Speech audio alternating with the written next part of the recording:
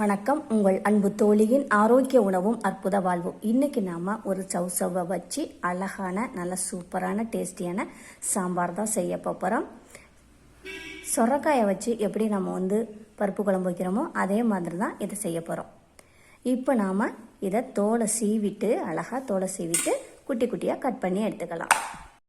பாருங்கள், சவுசவெல்லாம் நல்லா குட்டி குட்டியாக கட் பண்ணி நல்லா கழுவி சுத்தம் பண்ணி எடுத்துட்டேன்.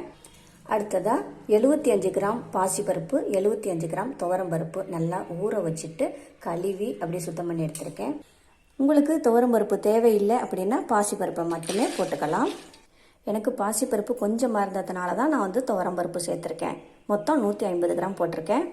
அடுத்ததாக இதில் 20 சின்ன வெங்காயம் நைஸாக நீளமாக கட் பண்ணி எடுத்திருக்கேன். 10 பல் பூண்டு பல் தோலை உரிச்சிட்டு எடுத்துருக்கேன்.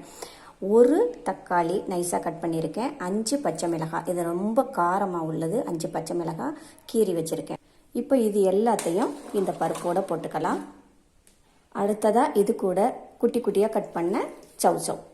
இப்போ இதில் 1 டீஸ்பூன் மஞ்சள் தூள், 1 டீஸ்பூன் ஜீரகத்தூள், 1 டீஸ்பூன் மிளகாய்த்தூள், அரை டீஸ்பூன் மல்லித்தூள், தேவையான அளவு கல் உப்பு, இது வேகிற அளவுக்கு தண்ணி.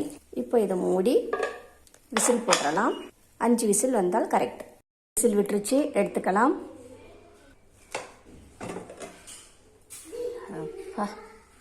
நல்லா சூப்பராக அழகாக வெந்துருச்சு. இனி நாம் தாளிச்சுக்கலாம். இப்போ இதால் 2 ஸ்பூன் ஆயில் விட்டுக்கலாம். ஆயில் ஹீட் ஆகிடுச்சு. இதில் அரை டீஸ்பூன் கடுகு, அரை டீஸ்பூன் ஜீரகம், அரை டீஸ்பூன் உளுந்தம்பருப்பு. அடுத்ததாக இதில் 2 இனுக்கு கருவேப்பிலை, 1 காஞ்ச மிளகாய் புட்டு போட்டிருக்கேன். கொஞ்சம் பெருங்காயத்தூள் இதெல்லாம் ஊற்றிக்கலாம்.